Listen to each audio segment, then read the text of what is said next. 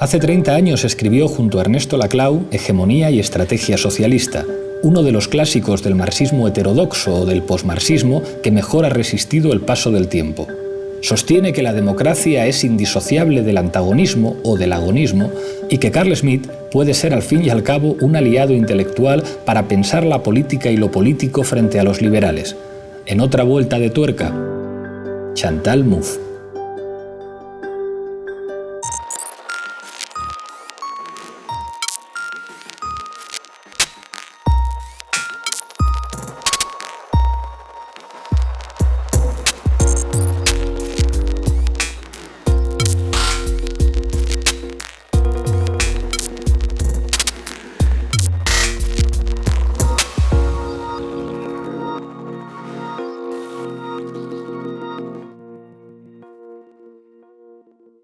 Chantal Mouffe, muchísimas gracias por venir a La Tuerca. Teníamos muchas ganas de tenerte aquí.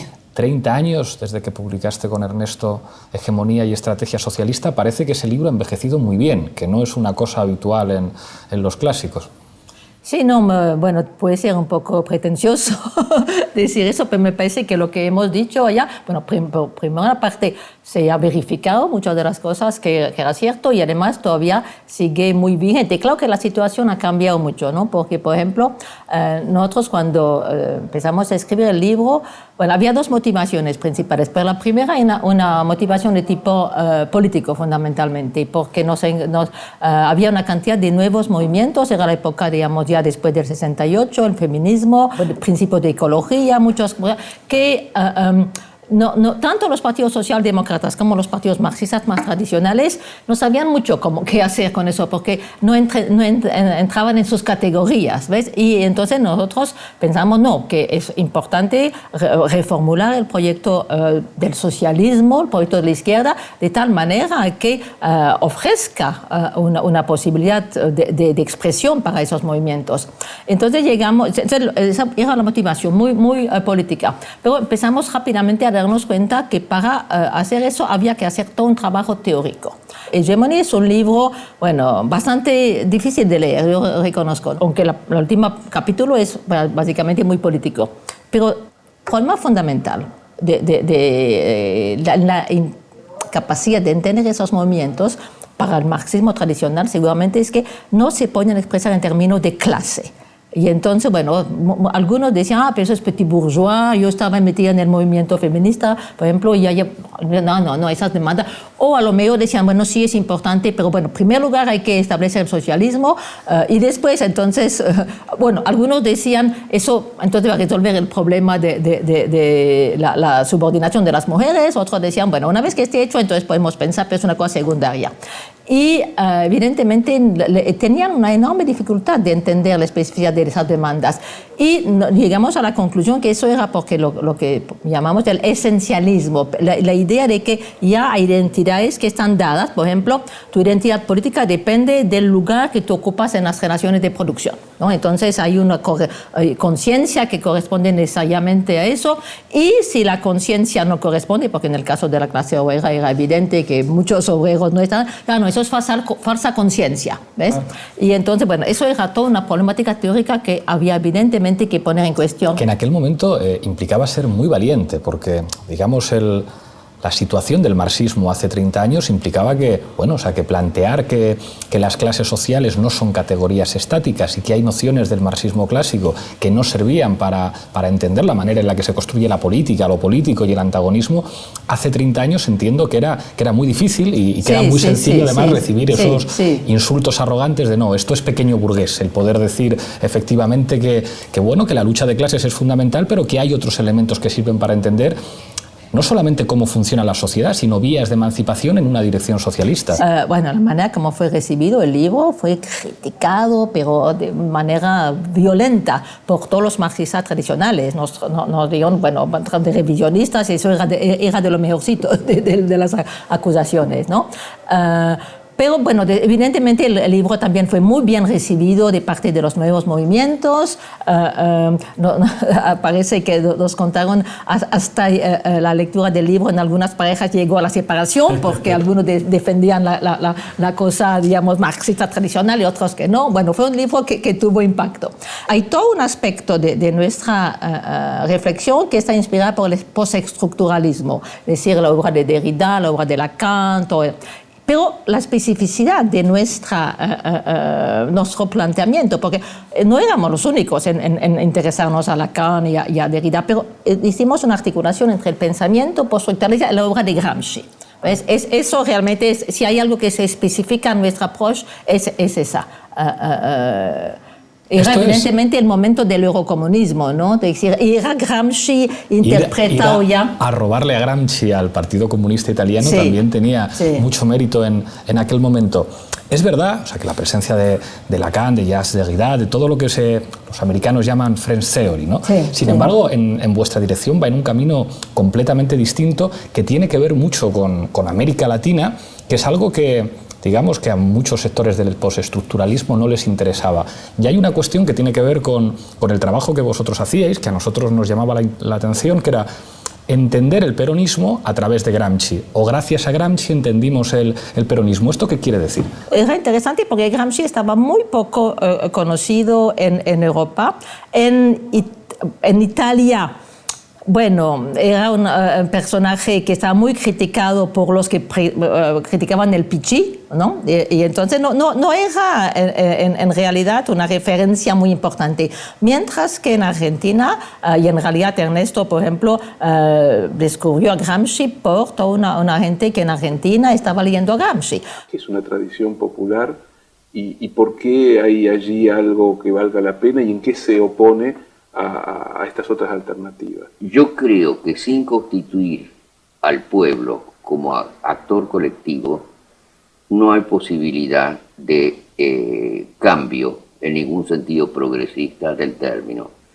Ahora, esa constitución del pueblo como actor colectivo requiere la agregación de demandas individuales que confluyen en ciertas imágenes comunes y en una cierta dicotomización del espacio político. Uno de los puntos, digamos, importantes de la obra de Gramsci es de decir los sujetos políticos no son las clases sociales, son voluntades colectivas. Llegó a esa conclusión a partir de la reflexión sobre la situación en Italia, la diferencia entre el norte y el sur, y que en el sur eran básicamente los campesinos. Entonces ya no, hay que hacer justamente una articulación, poner esas luchas juntas y hablar de sujetos colectivos. Bueno, entonces eso evidentemente te permitía entender la especificidad del peronismo y del populismo peronista, que también se trataba de crear un sujeto pueblo argentino, ¿ves? Entonces yo creo que en ese sentido sí, Gramsci permitió a muchos intelectuales argentinos de entender el fenómeno del peronismo. Un compañero de Podemos, a propósito de la manifestación del día 31, Jesús Montero, que es el secretario general de Podemos en la ciudad de Madrid. Él viene de las Juventudes Comunistas, fue secretario general de las Juventudes Comunistas y seguramente después de la muerte de Carrillo es el último eurocomunista que queda vivo. Y decía una cosa que me sorprendió. Tenía elementos, la movilización del 31, que recordaban a las movilizaciones históricas del Pichí. En el Pichí hay un debate que enfrenta a Togliatti con sectores más obreristas. Los sectores más obreristas dicen el sujeto de transformación es la clase obrera existe en el nordeste productivo y en el norte desarrollado de Italia, y sin embargo Togliatti dice no, nosotros tenemos que ser un partido de todos los italianos, hay que asumir el mezzogiorno, hay que asumir que aunque no tengamos organizaciones sindicales poderosas en las fábricas, porque no hay fábricas, podemos convertir las sedes del partido en lugares en los que se agreguen diferentes demandas sociales que tienen que ver con las escuelas, que tienen que ver con el agua. ¿Era un partido nacional popular el Pichí? Durante una época sí, definitivamente, y sobre todo a la primera época, digamos, después de la guerra, pero después se fue diluyendo. Bueno, a mí personalmente me parece una de las tragedias de la historia europea es la evolución del Partido Comunista Italiano, porque yo en el momento en el cual estaba escribiendo Hegemonía, pero aún antes, porque yo en realidad antes de Hegemonía había escrito un artículo que se llama Ideología y Hegemonía en Gramsci, porque iba mucho a España, a Italia, perdón, y todas las vacaciones, y había una efervescencia intelectual al interior del Partido Comunista, era impresionante, y ahora todo eso se ha ido a la nada, ¿no? Realmente. Trágico, pero una cosa que quería decir sobre la importancia de Gramsci, es que Gramsci,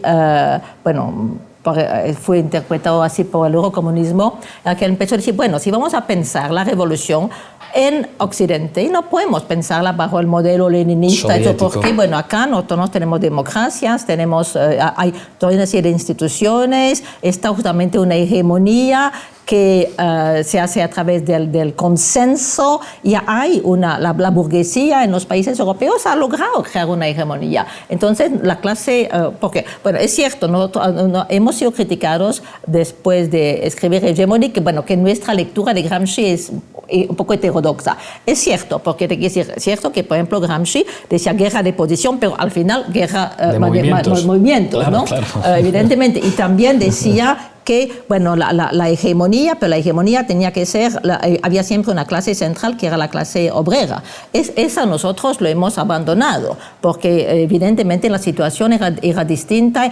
Yo creo que en realidad nuestra lectura no es una lectura que traiciona a Gramsci. Estoy prácticamente convencida de que si Gramsci hubiera vivido en la época en la cual vivimos, Gramsci hubiera seguido esa dirección, porque él daba todos los elementos para justamente afirmar lo que nosotros estuvimos afirmando en Hegemonía Socialista. Eso también nos permitió pensar que el proyecto socialista tenía que ser reformulado justamente de manera a poder incorporar todas esas luchas que no sean de clase, pero más fundamentalmente tal vez que había que reformularlos en términos de radicalización de la democracia. ¿Ves? Que finalmente ya existe en los países europeos democráticos estaban dando ya las condiciones para que una crítica que podríamos llamar inmanente, por ejemplo, finalmente lo que llaman los principios ético-políticos de la democracia pluralista son libertad e igualdad para todos.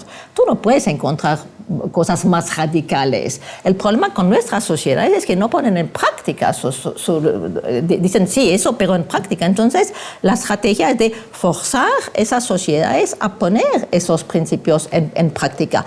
No se trata de romper, hacer una revolución. Por eso, acá tal vez vale la pena insistir que el proyecto de democracia radical ha sido a veces malentendido, porque hay gente que pensó que, bueno, estaba la democracia pluralista, entonces una ruptura, después la democracia radical. No, nosotros decíamos que es una lucha que se tiene que hacer para transformar al interior de la democracia pluralista las instituciones, las prácticas, bueno, lo que Gramsci llamaba la guerra de posición, absolutamente. Y finalmente lo que nosotros proponíamos era una radicalización de la socialdemocracia. Ahora hablaremos de eso, esas dos nociones de Gramsci, la guerra de posiciones como que asume la ideología como campo de batalla fundamental, y luego, digamos, ese Gramsci más leninista, que es el Gramsci de la guerra de movimientos, que tiene que ver con el poder, un Gramsci de la ideología y un Gramsci del poder. Claro, el problema es que efectivamente en las sociedades actuales el espacio para la política de la guerra de movimientos, la política del boxeo, se ha reducido mucho, algo que no es necesariamente positivo, pero que es lo que hay,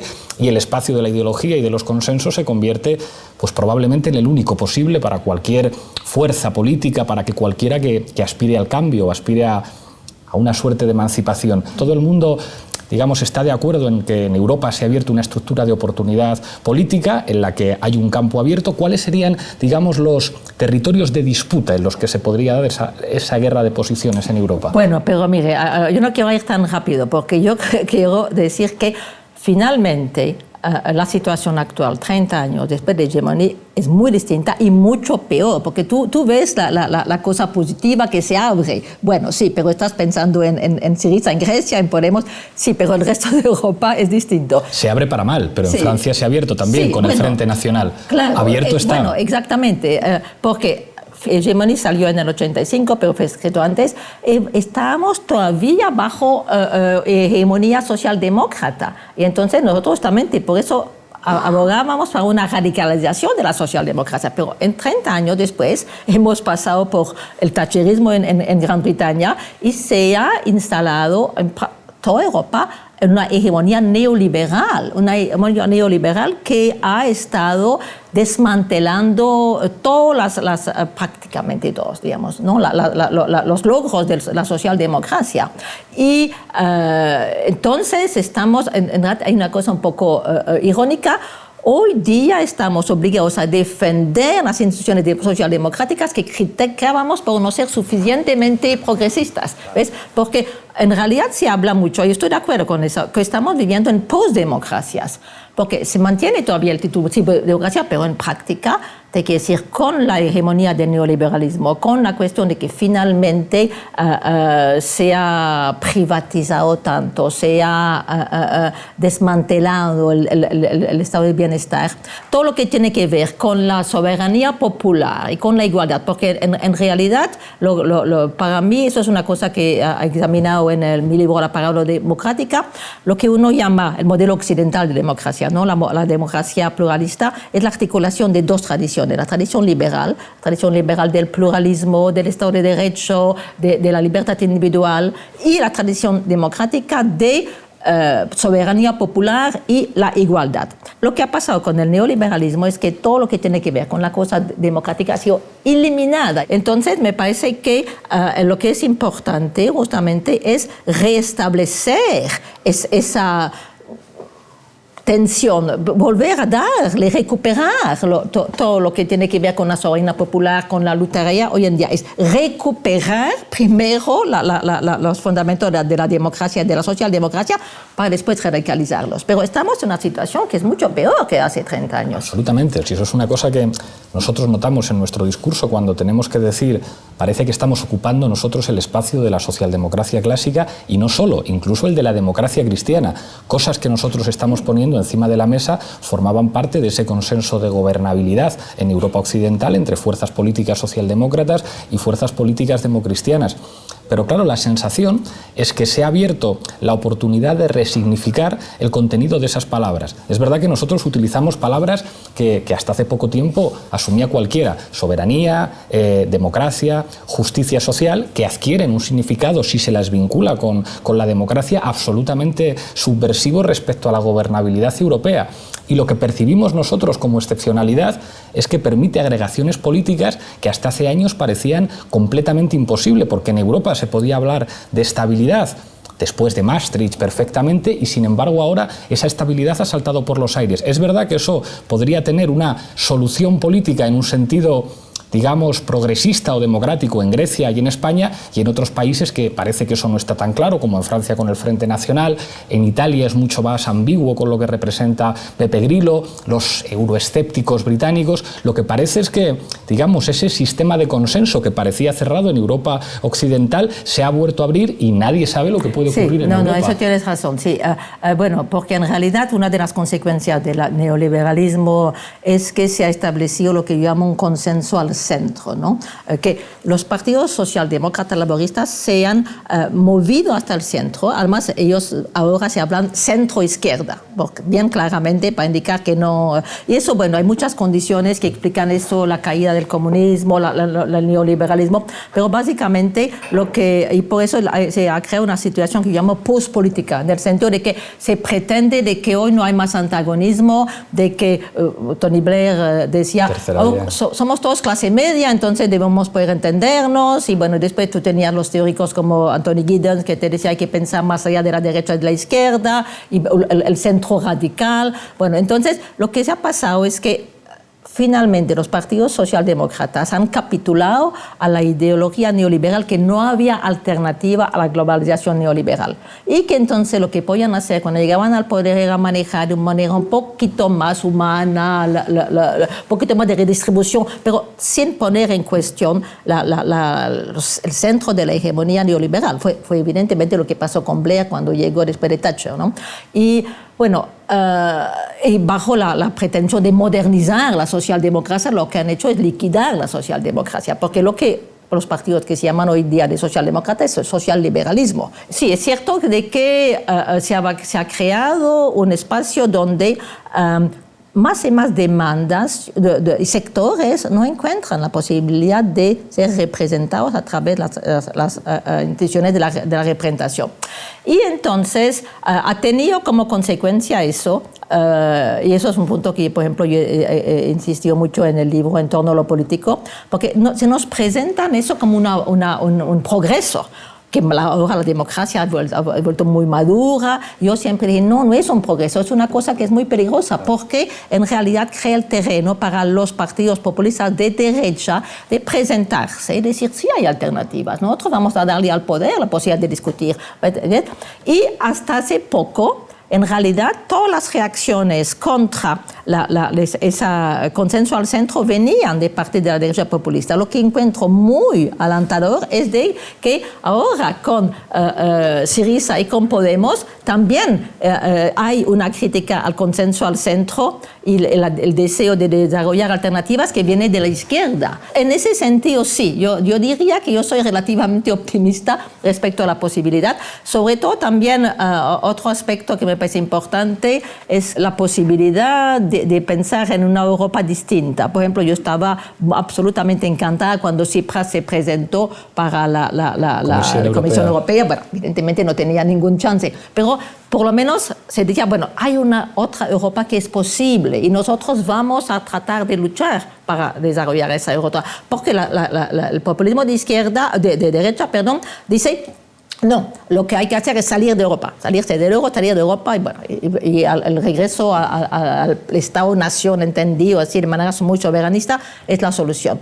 Evidentemente no es la solución. Yo creo que no hay solución para nuestros países sin una Europa fuerte. Pero tiene que ser una Europa fuerte que no sea una Europa neoliberal. Entonces, allá me parece que sí hay pequeñas indicaciones de que las cosas se están abriendo.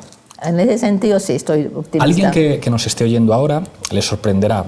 Chantal Mouffe utiliza las nociones izquierda y derecha y, sin embargo, los de Podemos, cuando hablan a nivel individual, dicen yo soy de izquierdas, pero cuando se refieren a lo que representa Podemos, dicen no. Las nociones izquierda y derecha son metáforas que presentan un tablero de juego político en el que siempre gana la banca. Y nosotros entendemos que para definir los campos políticos hay nociones que nos acercan mucho más a la posibilidad del cambio, a la posibilidad de ganar, como arriba y como abajo.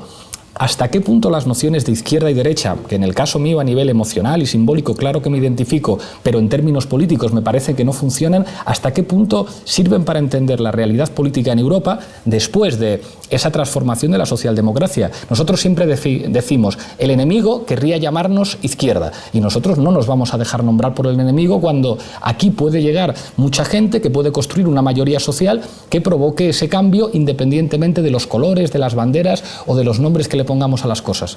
Sí, no, yo estoy de acuerdo y entiendo por qué Podemos no quiere que lo pongan en eso. En realidad me parece que si uno va a tratar de entender a Podemos, la pregunta pertinente no es si son de derecha o de izquierda, es absurdo, porque bueno, ¿qué es la derecha? ¿Qué es la izquierda hoy en día? Bueno, es lo que ustedes creo que llaman la izquierda en comillas, que son el partidos socialistas. No, eso evidentemente no es izquierda. Pero tampoco para mí es izquierda la ultraizquierda. ¿Entiendes? Porque hoy, si tú piensas, bueno, ¿la izquierda qué es? Sí, o los partidos como en Francia, el nuevo partido anticapitalista, los partidos, o si no, entonces la socialdemocracia, que es socialliberalismo. Que ustedes no se quieran identificar con ninguna de esas cosas, yo lo entiendo perfectamente. Entonces, por eso me parece que decir no es la pregunta pertinente. Por otra parte, yo creo que si uno acepta que y eso me parece que ustedes lo aceptan, que la política consiste en establecer fronteras, ¿no? Que la política tiene necesariamente un carácter partisano. Acá lo que me parece muy importante es, y bueno, yo sé que ustedes lo tienen muy claro, pero tal vez no es tan claro para todo el mundo. Cuando ustedes dicen que no quieren ser, que no son ni de izquierda ni de derecha, evidentemente no van en la línea de Tony Giddens, que dice que no hay izquierda y derecha porque ahora todo el mundo puede estar de acuerdo, ¿no? Que hay posibilidad de consenso. Porque, entonces, eso es el problema, que alguna gente va a decir, bueno, entonces que ya no hay antagonismo, pero están en contradicción porque dicen que justamente hay que establecer la dirección pueblo, casta. Entonces, ahí hay un pequeño problema que yo veo. Por ejemplo, me parece absurdo cuando yo veo que sitúan a Podemos a la extrema izquierda. Es absurdo realmente. Y después entonces ven su programa económico y dicen, pero eso es muy socialdemócrata. Como para decir, se presentan como muy así extremistas, pero no, justamente eso muestra justamente no es pertinente plantearlo así. Pero si tú aceptas de que se necesita establecer fronteras y sobre todo en ese caso lo que a mí me parece importante, pero evidentemente no tienen ese problema ustedes acá en España, pero por ejemplo el caso de Francia, es muy importante distinguir el tipo de movimiento de construcción del pueblo que ustedes quieren hacer de lo que hace Marine Le Pen. Porque Marine Le Pen también construye un pueblo. Pero también tengo mucha empatía con mi propio pueblo y es verdad que tengo tendencia a pensar primero en él. Porque, ante todo, me siento responsable de mi pueblo. Y hay 9 millones de pobres en Francia. Hay 5 millones de parados. Y hay también gente que, créame, no puede comer siempre que tiene hambre, que cae en la precariedad, y es por ellos por los que tengo que poner en marcha una política que los saque de este paro y esta pobreza. Solo volviendo a ser un país próspero, podremos volver a ayudar a los pueblos de África. Ella no habla de casta, pero habla del UMPS, ¿no? UMP y PS, y el establishment. Y construye una dicotomía, que es una dicotomía de tipo populista. Pero evidentemente... Pero ¿no te parece un drama que en Francia haya sido capaz de construir eso Marine Le Pen y no el Front de Gauche o no la izquierda? Porque nosotros cuando vemos Francia tenemos la impresión, os han comido la tostada, compañeros. Es decir, lo que ha conseguido el Frente Nacional es algo que debería haber hecho la izquierda, asumiendo que el terreno político había cambiado por completo. Entonces, ese conservadurismo tan de la izquierda, de decir, nosotros somos de izquierdas y por lo tanto somos somos formaciones subalternas a la socialdemocracia. Nosotros solamente aspiramos a gobernar en minoría con los partidos socialistas, en ayuntamientos, en regiones o en el Estado. Y es como, mientras sigáis haciendo esa política subalterna tan conservadora con los símbolos, puede llegar a alguien que procede de la extrema derecha, más peligrosa, más racista, más amenazadora con respecto a la democracia. Ya no es extrema derecha, pero provienen de ahí y han sido capaces de... Es cierto. No, es cierto. Y allá, justamente, tienes razón de decir que la izquierda tiene una gran responsabilidad porque, desgraciadamente, es una cosa en la cual llegó a la conclusión. En general, la gente de derecha, cierta derecha, entiende mucho mejor que la gente de izquierda de qué se trata en política. Claro. Hay, digamos, dos cosas que el populismo de derecha entiende mejor que la izquierda, digamos, entre comillas. La importancia de las identidades colectivas, ¿no? Que en el campo de la política son voluntades colectivas. No, ellos son gramscianos de derecha. Mucho más. Y también el papel de lo que llamo pasiones en política. Lo que hace, que mueve a la gente a actuar en política, bueno, evidentemente hay intereses, evidentemente hay algunas consideraciones de tipo, digamos, ético, pero fundamentalmente son los afectos. Y los afectos pueden ser movilizados en direcciones muy distintas. Pero la izquierda tiene pánico a las pasiones, porque ellos están convencidos que las pasiones únicamente pueden ser movilizadas por la derecha. Claro. Y entonces, pero entonces piensa automáticamente Hitler, fascismo y todo eso. Y entonces, no. Nosotros, la izquierda, tenemos que ser racionales, tenemos que utilizar únicamente argumentos racionales de liberación. Y bueno, entonces dejan todo el terreno de la movilización de las pasiones a la derecha. La derecha entiende mejor. No, y eso es el éxito de Marine Le Pen, es precisamente eso, las identidades colectivas, la importancia del pueblo, a las pasiones. Bueno, en Francia yo te digo, hay algunas personas que entienden eso. Jean-Luc Mélenchon lo entiende perfectamente. L'inéluctable révolution citoyenne qui s'avance et qui commence par l'insurrection que nous allons mener dans les urnes avec nos bulletins de vote. Nous resterons unis, tous ensemble, jusqu'à la victoire de la révolution citoyenne, jusqu'à la victoire de la 6e République, tous ensemble, aujourd'hui, demain, résistance. El problema de Mélenchon y del Front de Gauche es que tienen un handicap respecto de Marine Le Pen, porque Marine Le Pen estaba muy instalada. Ellos vinieron ya cuando ya había logrado un tipo de construcción que es muy difícil. Una vez que tú has logrado ese tipo de construcción, venir y por ejemplo, bueno, Jean-Luc Mélenchon ha tratado, por ejemplo, él ha tratado a enfrentarse directamente con Marine Le Pen en el Beaumont, le fue muy mal. Y yo creo que, bueno, también de pronto es que no en su propio partido, o por lo menos en el Front de Gauche, porque de pronto el partido de Gauche entiende, si hay diferencias, ¿no? Hay una cosa que estoy absolutamente convencida, es que la única manera en Francia de poder luchar, parar el éxito de Marine Le Pen, es el desarrollo de lo que yo llamo entonces un populismo de izquierda. ¿Ves? Pero por eso es que en ese caso la categoría izquierda me parece importante, porque tú vas a decir, bueno, sí hay que construir un pueblo, pero no a la manera de Marine Le Pen. Y Jean-Luc Mélenchon entendió eso. Por ejemplo, Marine Le Pen construye el pueblo de tal manera que los inmigrantes, particularmente los musulmanes, están excluidos, ¿no? Mientras que Jean-Luc Mélenchon construye el pueblo de manera distinta. Para él, los inmigrantes son parte del pueblo. Y el adversario son, bueno, todos los representantes del capitalismo financiero, lo que es lo que ustedes llamarían la casta, ¿ves? Bueno, son dos maneras distintas. Entonces yo creo que la lucha hoy día en Europa es entre el populismo de izquierda y el populismo de derecha. Decir esto es tremendo, los debates que tenemos ahora. Hay una escena genial de las invasiones bárbaras de Nizar Khan, en el que denuncia el cretinismo como característica de ese elitismo de izquierda. Hemos sido de todo, parece mentira. Separatistas, independentistas, soberanistas, asociacionistas. Bueno, al principio empezamos siendo existencialistas. Leímos a Sartre y a Camus. Luego leímos a Franz Fanon y nos volvimos anticolonialistas. Entonces leímos a Marcuse y nos hicimos marxistas. Marxistas, leninistas. Trotskistas. Maoístas. Después leímos a Solzhenitsyn, cambiamos de idea, nos hicimos estructuralistas. Situacionistas. Feministas. Desconstruccionistas. ¿Existe algún ismo que no hayamos adorado? El cretinismo. Probablemente nuestro mejor intelectual, que es Íñigo Errejón, que pues no ha tenido tiempo y seguramente no tendrá la suerte por lo que le espera de triste vida en lo que estamos haciendo, de hacer una obra teórica, es probablemente el primero que vio algo que era muy difícil de ver para la izquierda. También seguramente por sus orígenes políticos.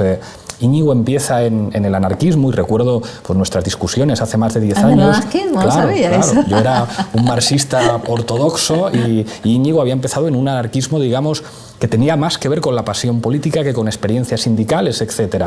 Eso hace que cuando giramos nuestra mirada hacia América Latina, yo recuerdo que a mí me interesaba mucho más la teoría de la dependencia, Gunder Frank, después el análisis de sistemas mundo, una cosa mucho más, digamos, ordenada, academicista, en un sentido de marxismo que ya no es clásico, pero que digamos que parte de diferenciar muy bien estructura y superestructura, y a Íñigo le interesan mucho más fenómenos que tienen que ver con esas cosas que tocan el corazón, primero en Bolivia y después estudiando el fenómeno del peronismo, que es una cosa que desde la izquierda europea mirábamos con muchísimo desdén. Claro, como no hay banderas rojas, como hay además esa ambigüedad que molesta tanto a la izquierda en el contexto de la Guerra Fría.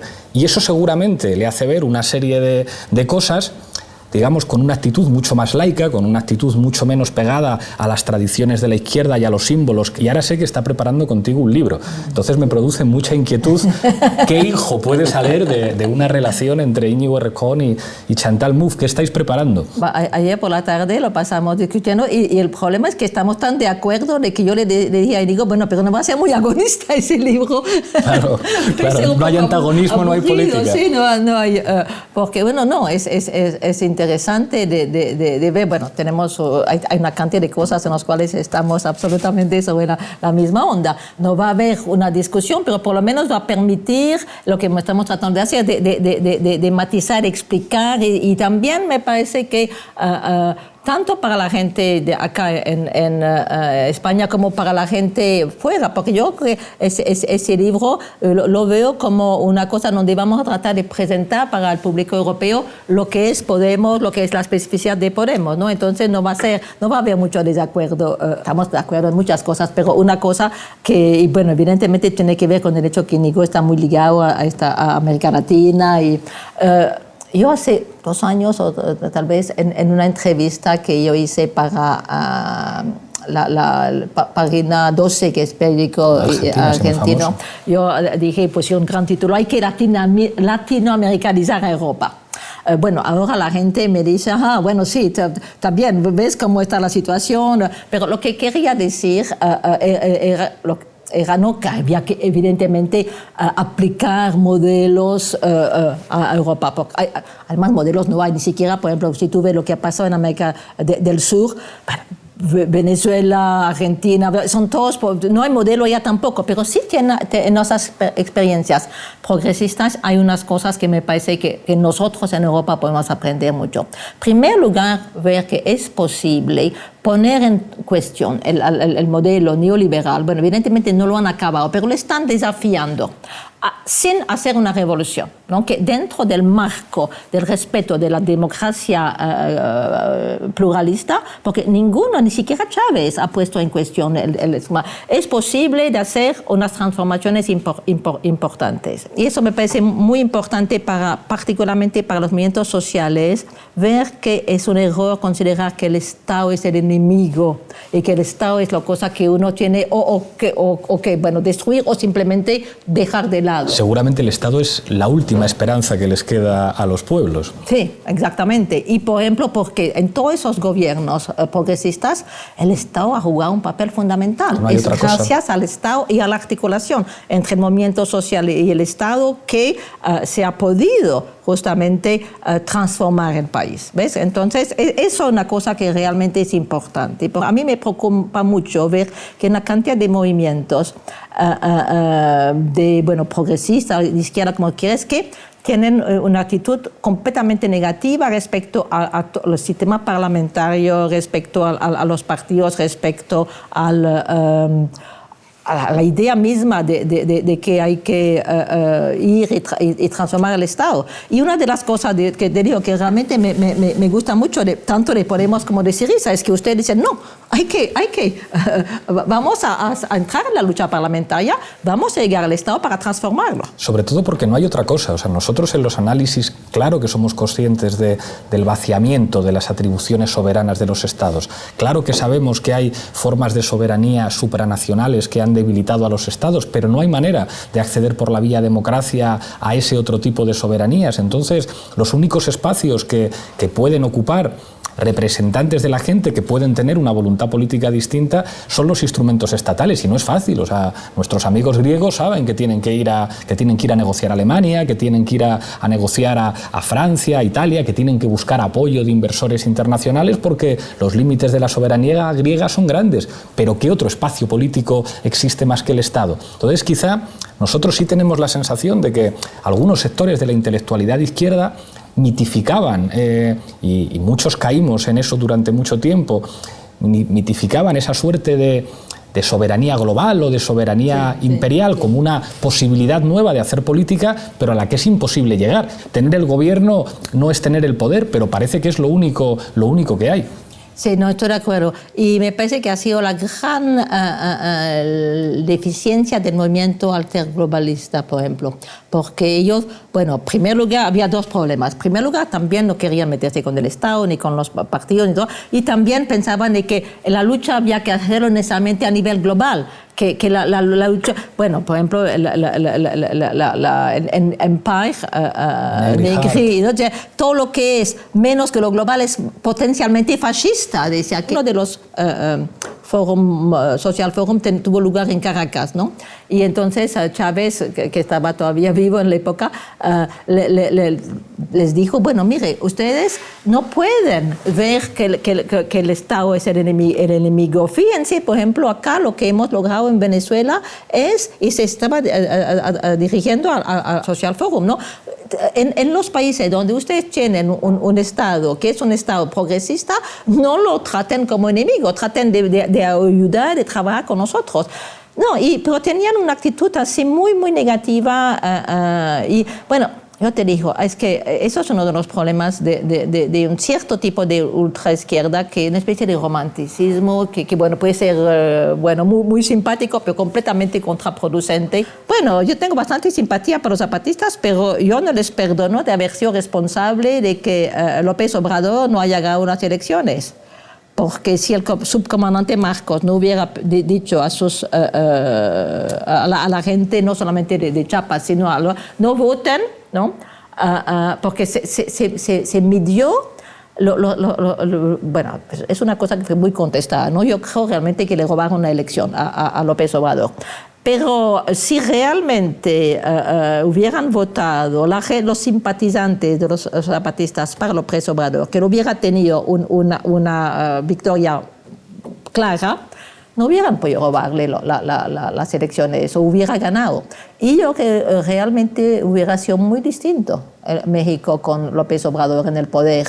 Este país decidió una apuesta a futuro, un modelo económico, social y político neoliberal, que decidió sacrificar a 10 millones de mexicanos, la población indígena. Un día sería fascinante hablar de México, ¿no? Pero creo que quizá el diseño estratégico de los zapatistas no responde tanto a sus principios como a elementos de necesidad. Es decir, ellos parten del análisis de que la lucha armada podía servir para conquistar el poder. Cuando ven que eso es absurdo, digamos que apuestan por ese actor que es sociedad civil, que luego tiene muchas dificultades para institucionalizarse en una fuerza política tan compleja como el PRD, que digamos que el PRD no es tan simpático como otras fuerzas progresistas en América Latina, aunque a todos nos hubiera gustado que ganaran las elecciones. Cuando nosotros nos movilizamos el 31, hubo un periodista, Jordi Évole, que sacaba una foto de las 100 y pico mil personas en la Puerta del Sol y decía, esto para los que decían que el 15M no sirvió para nada. Pero claro, lo que está diciendo en el fondo es, si no hubiera esto ahora, una fuerza política que puede ganar las elecciones, no está tan claro para lo que hubiera servido el 15M, que eso es llamativo, esa relación compleja entre fuerza política y movimiento, entre, digamos, el momento social disruptivo y su institucionalización que se plasma a nivel del Estado. Pero quería preguntarte por Carl Smith. Hay una lectura tuya muy sugerente, muy malvada de Carl Smith que dice Carl Smith contra Carl Smith, que además a los liberales se mueren de miedo. Cuando aparece Carl Smith es como que salen corriendo, sí. porque en realidad al hablar de amigo, enemigo, a la hora de entender que la política es antagonismo, si quitamos a Carl Smith su dimensión de simpatizante con el nazismo, es un crítico fascinante de la hipocresía de las instituciones liberales y de la hipocresía de las narrativas que dicen que la democracia o que los sistemas políticos se pueden construir desde el consenso. Sí, no, para mí Schmitt es una referencia, bueno, tiene una relación muy adversarial con Schmitt, ¿no? Y es cierto que, por ejemplo, uno de mis artículos se llama Pensar la democracia moderna contra Schmitt. Y fue un amigo griego. Eso me dijo, ¿tú acaso conoces a Schmitt? Dije, no, nunca leyó nada, evidentemente sé quién es, pero bueno, léate el concepto de político, creo que te va a gustar. Bueno, lo leí, me fascinó completamente y yo debo decir, bueno, yo sé que a la gente le parece muy sospechoso, yo sigo con esa fascinación con Schmitt porque me parece que es una fuerza de pensamiento, porque después de haber escrito Hegemonía, donde nosotros criticamos el marxismo por no tener una teoría de lo político, entonces había mucha gente que decía no, pero entonces, por ejemplo, en Francia descubrían la obra de John Rawls, se fue mucha gente de izquierda se fue hacia el liberalismo. Entonces decía, pero es absurdo, porque criticar el marxismo por no tener una teoría de lo político, y tampoco lo hay en el liberalismo, ¿ves? Entonces, bueno, descubrí a Schmitt en ese momento y la crítica que él hace del liberalismo me pareció que no hay una teoría de lo político, evidentemente era cierto. El problema es que, por eso digo que tengo una relación muy complicada con Schmitt, es que yo estaba de acuerdo con él, que lo que yo llamé después lo político, no es la dimensión de antagonismo, es decir, que lo político tiene que ver con la distinción amigo-enemigo. Bueno, me estaba absolutamente de acuerdo con eso, y que es ineradicable, no. Pero la conclusión que Schmitt sacaba de eso era que entonces la democracia pluralista era imposible, era un sistema que no era viable, porque decía él, la democracia niega el liberalismo y el liberalismo niega la democracia.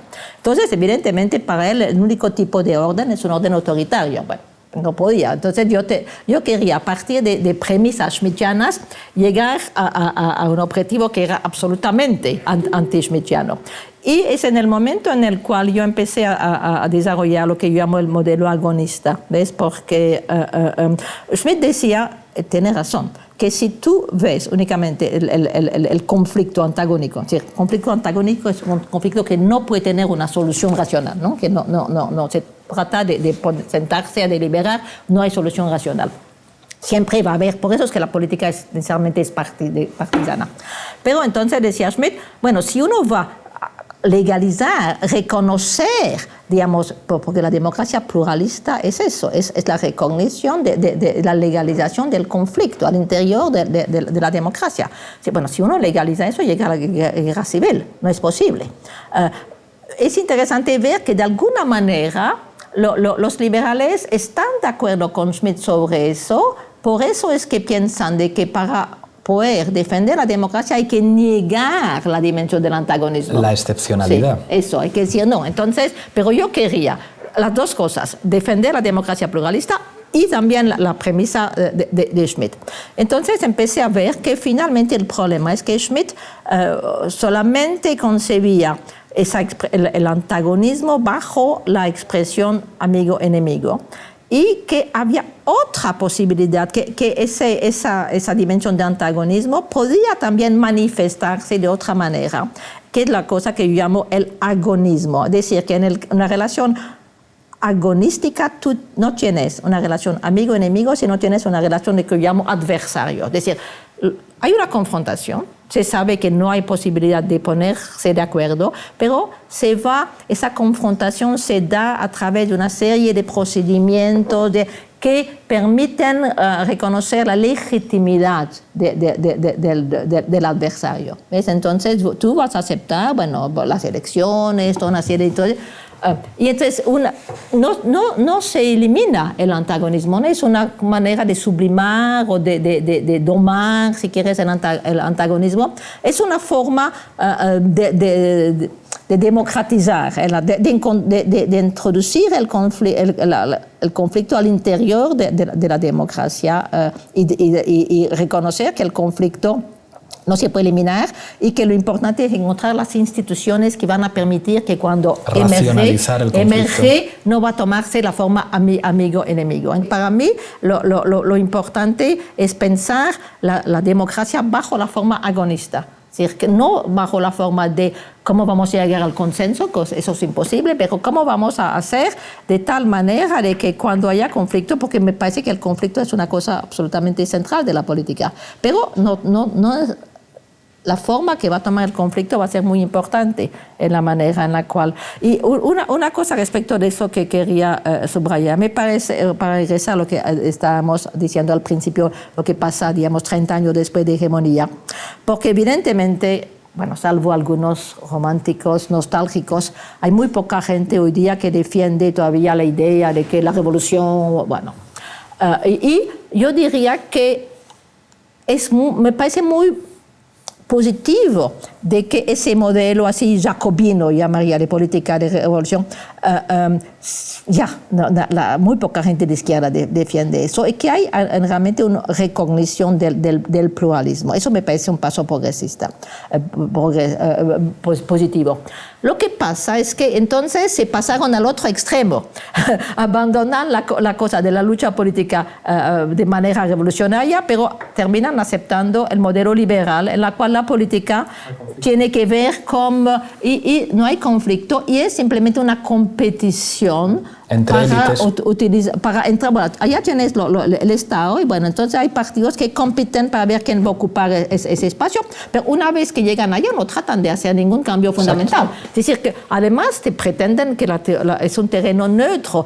No aceptan que todo orden es un orden hegemónico, es decir, que es una cierta configuración de relaciones de poder y que entonces, bueno, la lucha política consiste cuando tú llegas al poder a transformar las relaciones hegemónicas, pero entonces tú tienes, ¿no? O la revolución o la aceptación de que no hay alternativa al modelo neoliberal. Entonces, lo que estoy tratando de hacer con mi reflexión sobre la democracia agonista es reintroducir la dimensión del conflicto al interior de la política democrática. Claro, sí, es una cosa que a mí me enfada mucho cuando escuchas cómo se han instalado los discursos según los cuales es una cosa positiva que los principales partidos que pueden gobernar estén de acuerdo en todo, que es algo profundamente antidemocrático. Si lo democrático precisamente es que haya maneras diferentes de entender lo que se puede hacer.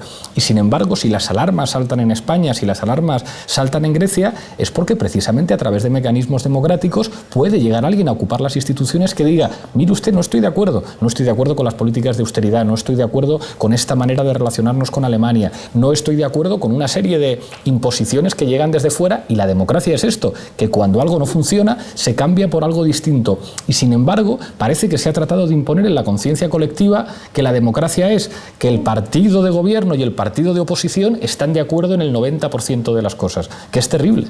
Sí, no, y que si tú no estás en favor del consenso eres antidemócrata. Claro. Sí, pero es cierto que eso ha sido una de las consecuencias de lo que te llamo la hegemonía neoliberal, que no hay alternativa, lo que se llama postdemocracia, sí. Y eso, bueno, para mí es realmente, yo sé que en España, gracias a Dios, no tienen ese peligro, pero esa situación crea las condiciones para terreno favorable para el desarrollo de un populismo de derecha. De derecha. Absolutamente. Y en muchos países, en realidad, bueno, supongo que en España es por toda la historia, la tradición franquista, que ustedes no tienen ese peligro, pero si tú ves, por ejemplo, en la mayor parte de los países europeos hay desarrollo de populismo de derecha. En Escandinavia, por ejemplo, también es impresionante. Hay muy pocos países donde tú no tienes. Yo creo que finalmente España es una especie de excepción, ¿no? Hasta hace poco Alemania también, probablemente también por historias parecidas, pero se están empezando a desarrollar en Alemania. Bueno, un caso interesante es el caso de Gran Bretaña, porque cuando yo escribí, On the Political, que fue traducido sobre En torno a lo político, donde defendía esa tesis, la gente dice, bueno, pero mire, hay un contraejemplo muy importante que es en Gran Bretaña, es país típico del consenso al centro y no hay partido populista de derecha. Y yo dije, en Gran Bretaña existen todas las condiciones para que un partido así nazca. También necesitas un líder. Creo que el papel del líder es importante, y sobre todo en los partidos populistas. Y bueno, y ahora lo hay. Y el UKIP con Farage está absolutamente. No, pero es que era evidente porque estaban todas las condiciones. I would like to ask you, President, who voted for you? And what mechanism? Oh, I know democracy is not popular with you lot. And what mechanism do the peoples of Europe have to remove you? Is this European democracy? Y las cosas en política cambian. Seguramente hace un año, si hubiéramos preguntado si una fuerza política como Podemos, con su estilo, con su discurso, podía convertirse en alternativa de gobierno, muchos hubieran dicho con argumentos razonables que no. Sí. Es verdad que en España hay una derecha que fue capaz de aglutinar a todos los sectores, desde los sectores más franquistas hasta los sectores más liberales, pero nada en política es eterno y las cosas pueden cambiar muy rápido. Llegamos al final, Chantal, muchísimas gracias. Te voy a pedir, esta es la taza de la tuerca, que ¿me la vas a dar después? Te la voy a dar después. Te voy a pedir que mires a esa cámara y brindes por lo que tú quieras. Bueno. Bueno, yo brindo evidentemente por Syriza y por Podemos, porque para mí son las dos esperanzas para la democracia en Europa. Muchísimas gracias, Chantal.